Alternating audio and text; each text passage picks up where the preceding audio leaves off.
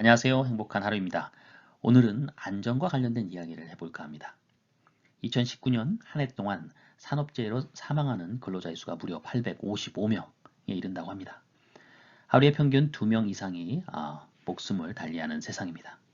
그나마 조금씩 그 수치는 줄어가고 있는 것이 불행 중 다행이라고 할 수 있을까요? 산업재해 사망 원인은 다양한데요. 크게 5가지 유형으로 나눕니다. 첫 번째가 감김이나 끼임, 두 번째가 떨어짐, 세 번째가 화재 폭발, 네 번째가 날아와서 맞는 것, 다섯 번째가 부딪힘입니다. 첫 번째 감김 끼임으로 인한 사망재해는요, 제조업 전체의 21%를 점유하고 있고요.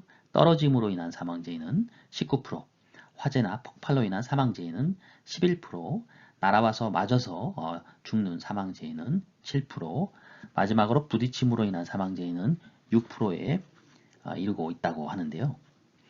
오늘은 이 중에서 화재 폭발에 대해서 말씀을 드릴까 합니다. 화재 폭발은요, 화학 설비에서 인화성 물질의 누출로 사고가 나는 경우, 또 용접 작업 중에 불티의 비산으로 인한 거, 세 번째는 인화성 물질이 잔류한 폐 드럼의 절단, 네 번째가 환기가 충분하지 않은 탱크 내부 등에서의 화기 작업으로 인해서 주로 발생한다고 합니다.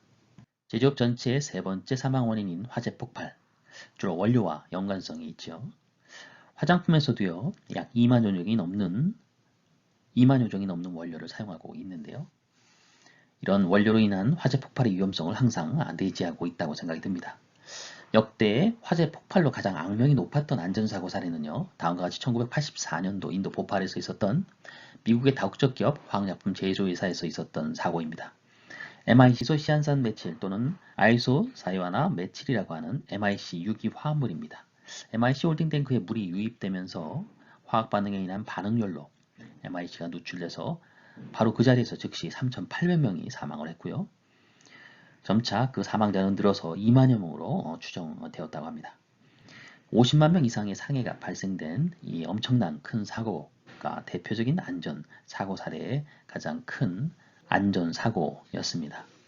우리나라에서도요, 산업화를 거치는 동안에 크고 작은 사고들이 많이 발생했었는데요. 1988년도 구로공단 전자부품 제조업체에서 발생한 톨루엔 중독 사고, 유기용제로 사용되던 톨루엔으로 접착제를 붙여 녹이는 작업을 하는 근로자에게 발생한 정신질환 유발 사고입니다. 톨루엔은요, 화장품에 사용할 수 있는 원료라는 거 아시나요? 톨루엔은 화장품의 사용상 제한이 따르는 원료입니다. 손 발톱용 제품류에 25%까지 사용할 수가 있죠. 기타 제품에는 사용이 불가한 원료지만요. 그리고 그 외에도 1988년도 온도계 제조업체에서 발생한 수은 중독 사고, 증상은 식욕저하와 신체가 떨리는 증상, 주로 손떨림이 나타났던 그런 사고였고요. 만성적으로 노출될 경우 정신흥분증, 불안 등의 정신장애를 일으킬 수 있었던 수은, 유통화장품 안전관리 기준에 모든 화장품에는요, 수은이 1 마이크로그램 퍼그램, 즉 1 ppm까지 검출은 허용되고 있습니다. 수은 자체로는 사용할 수 없는 원료지요. 대한민국 화장품법에 따르면요, 화장품 원료 사용은 네거티브 리스트 규제를 적용합니다. 즉, 사용할 수 없는 원료를 지정한 후에 그 외 원료는 모두 다 사용할 수 있도록 하는 규제죠. 식약처 고시 화장품 안전 기준에 관한 규정에 따르면 사용할 수 없는 원료 리스트를 정하고 있습니다. 그 외에 나머지 원료는요, 두 가지로 나누는데요. 사용을 하더라도 사용상 제한이 따르는 원료, 예를 들면 보존제라든지 자외선 차단제, 또 연모제나 뭐 이런 것들이고요. 그리고 나머지의 원료들은 성분의 함량 제한이 없이 사용할 수가 있지요. 그래도 그런 다양한 그런 원료 중에 어떤 안전에 이슈가 있는지는 분간할 수가 없기도 하는데요. 그렇기 때문에 그 원료를 취급하는 그런 화장품 영업자 굉장히 중요한 역할을 합니다.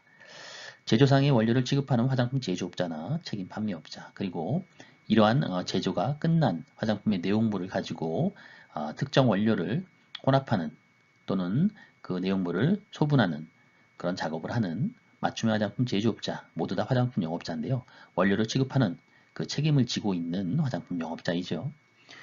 이런 영업자들이 원료를 사용할 때는 처음 구매할 때 원료에 대한 서류들을 몇 가지를 받는데요.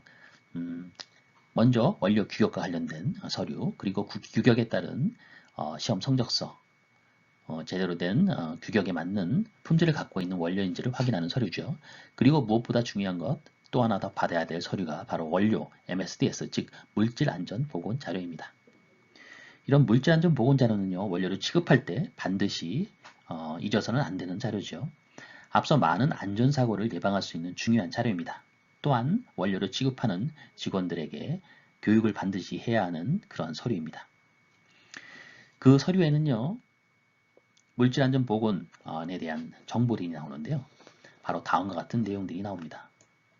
물질에 대한 유해성, 위험성이나 또 응급시 조치 요령, 폭발 화재 시의 대처 방법, 또 누출 시의 대처 방법, 취급 저장 방법, 또 노출 방지 또는 개인 보호구에 대한 거, 또 물리적 화학적 특성이나 그 원료들의 반응성, 독성에 관한 정보, 환경에 미치는 영향, 또 폐기할 때의 주의사항, 운송에 관한 정보 등 굉장히 다양한 정보들이 필요합니다.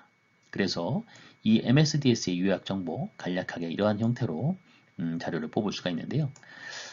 원료를 취급할 때, 즉 화장품을 제조할 때나 혼합 소분할 때 사전에 사용되는 원료에 대한 MSDS의 중요한 자료들을 미리 살펴보는 것이 중요합니다.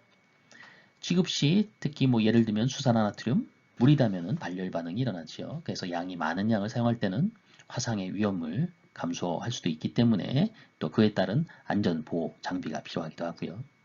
또 흡입에 대해서 또 주의를 해야 되는 원료들도 있고요.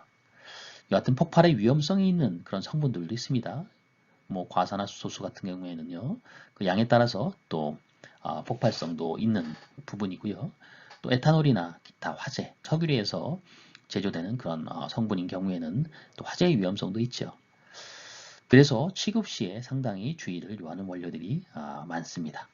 이렇듯 원료의 물질안전 보건 자료 MSDS는요, 화장품을 안전하게 제조하고 혼합 또는 소분을 할 수 있도록 화장품 제조자, 혼합 소분자를 위한 안전 대책이나 다름이 없습니다.